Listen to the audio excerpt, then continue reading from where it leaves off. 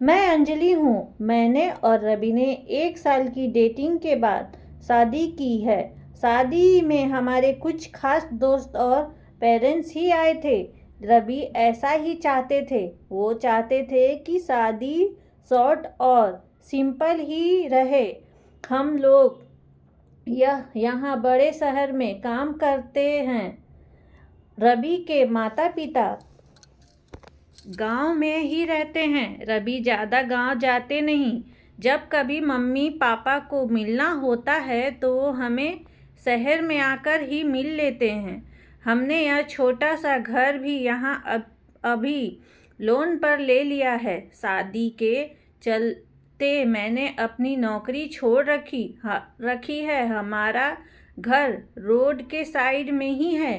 खिड़कियों से रोड दिखाई देती है। हमारे किचन की खिड़की से भी रोड दिखाई देती है। रवि का ऑफिस का टाइम सुबह 9 बजे का है। सुबह में रवि के लिए खाना बनाती हूँ। मेरी नज़र खिड़की के बाहर गई। रोड के दूसरी तरफ एक लड़की ज़्यादा उम्र की नहीं थी, 26 की होगी, हमारे घर की तरफ देखती रहती थी।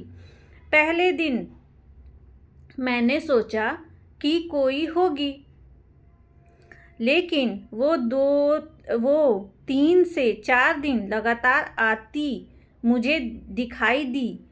मेरे मन में सोचा कि जाकर उससे बात करूं। शायद किसी और घर समझकर हमारे घर की ओर देखती रहती होगी।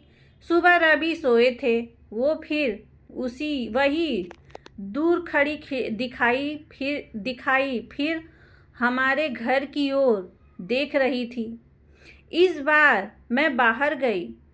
उसने आते मुझे अपनी ओर देखा और घबरा गई। मैंने उससे पूछा, क्यों? आपको क्या परेशानी है? आप किसे ढूंढ रही हैं? वो घबराई हुई बोली, रवि यहीं रहता है। मैंने बोला, हाँ, आप कैसे जानती हो? वो इतना सुनकर घबरा कर चली गई। मैंने पीछे से उसे आवाज़ दी, पर उसने सुना नहीं। मैं अपने घर में वापस आ गई। मेरे आने पर रवि उठ गए। पूछा, कहाँ गई थी? मैंने बोला, पता नहीं, एक लड़की है, वो हमारे घर की तरफ देखती रहती है। और मैंने जब जाकर उससे पूछा तो तुम्हारा नाम भी जानती है। तुम किसी गोरी सी सुंदर लड़की को जानते हैं? रवि यह सुनकर भड़क गए। बोले, पागल हो गई हो क्या? तुम भी कुछ भी बोलेगा और तुम मान लोगी क्या? लेकिन यह सुनने के बाद रवि के चेहरे का रंग उड़ गया था। लेकिन मेरे भी दिमाग में कुछ चलने लगा। रवि जब शाम को आए तब मैंने इस विषय में कोई बात नहीं की। अगले दिन मैं सुबह उठी तो रवि पहले से उठ गए थे।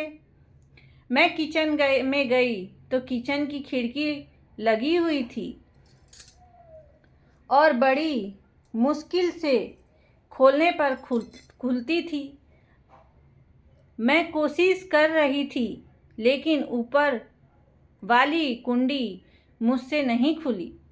मैं हमेशा नीचे की कुंडी से खिड़की लगाती थी, लेकिन आज खिड़की की ऊपर वाली कुंडी भी लगी थी।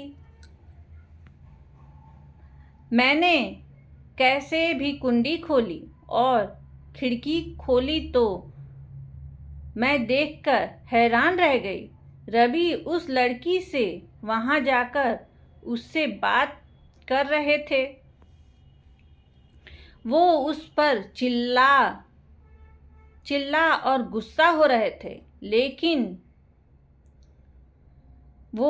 लड़की रो रही थी और रवि ने उसे उंगली दिखाकर जाने को कहा।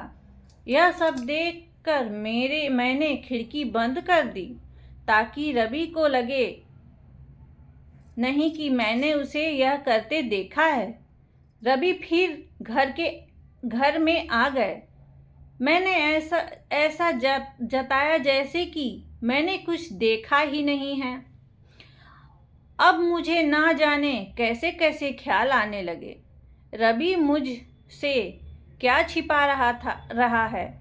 मैंने रवि से शादी करके कोई गलती तो नहीं की? आखिर वो लड़की कौन है और रवि उस पे इतना गुस्सा क्यों हो रहा है? रवि के जाने के बाद मैंने रवि के सारे दोस्तों को जिन्हें मैं जानती थी उन्हें फ़ोन किया, लेकिन किसी को भी उस लड़की के बारे में नहीं पता था। मेरी समझ में नहीं आ रहा था कि क्या हो रहा है। रवि से पूछना चाहती थी, लेकिन मुझे पता था कि वो झूठ ही बोलेगा। इसके बाद मैंने उस लड़की को घर के आस-पास नहीं देखा। यह सब सोचते सोचते मेरी तबीयत बिगड़ने लगी। रवि मुझे बोलता था कि क्या हुआ, अपना ख्याल रखो, डॉक्टर के पास जाओ। लेकिन अब मुझे उसकी बातें बिल्कुल अच्छी नहीं लग रही थी। एक दिन जब मेरी हालत ज़्यादा खराब हुई तो मैं ऑटो लेकर पास के बड़े अस्पताल गई, डॉक्टर से अपनी दवाई लेने के लिए। लेने के बाद अस्पताल के पार्क में बैठी थी। अस्पताल में मुझे वो लड़की फिर दिखाई दी। उसे देखती ही जैसे मेरी बीमारी पता नहीं कहाँ भाग गई। मैं उसके पास तेज चलकर गई और उसका हाथ पकड़ लिया और उसे बोला, तूने मेरी जिंदगी में उथल-पुथल मचा दिया। बोल, उस दिन क्या बात कर रहा था रवि तुझसे? क्या रिश्ता है तेरा मेरे पति? फिर उसने मुझे जो बताया सुनकर मुझे लगा कि मेरा पति ऐसा है। उसने इतनी बड़ी बात मुझसे छिपाई। शाम को रवि जब मैं आए तब उस लड़की को अपने घर में देखकर चौंक गए। मैं भी उसके पास ही बैठी थी। रवि उसकी तरफ देखकर बोले कि अच्छा, तो तूने इसे सब बता दिया? मना किया था ना दूर रहने को मेरी फैमिली से।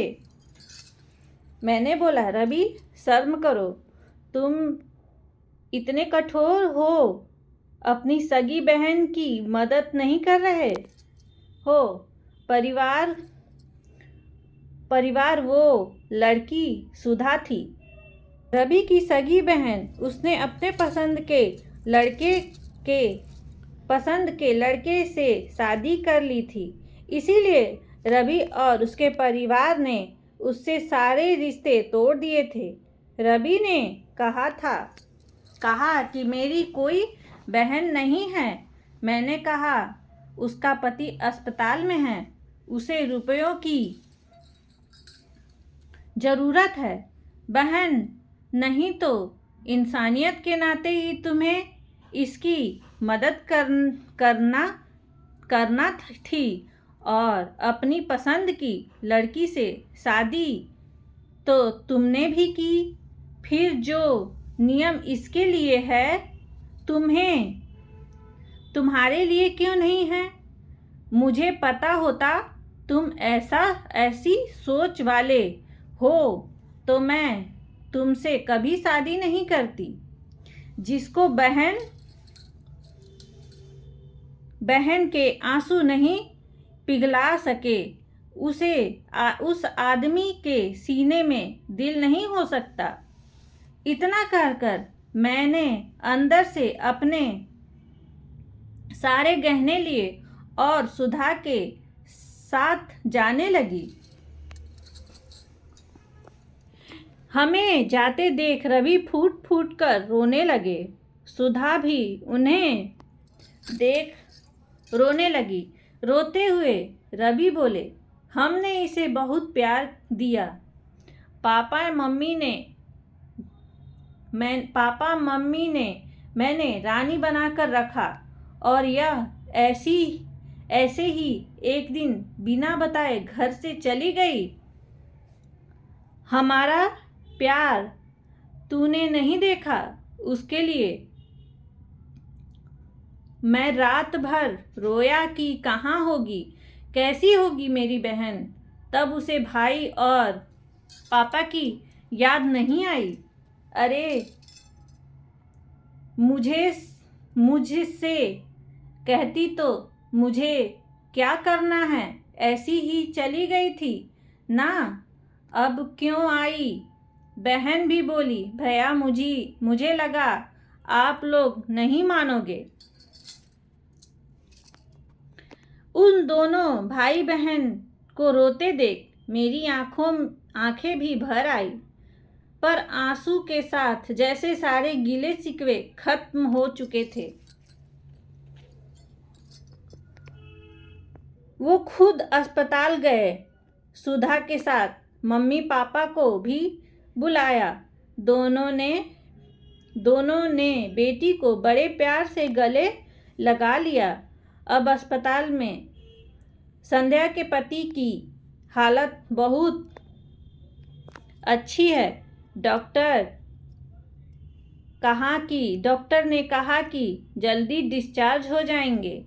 रवि की आंखों में मुझे एक अलग सुकून अब देखने को मिल रहा है।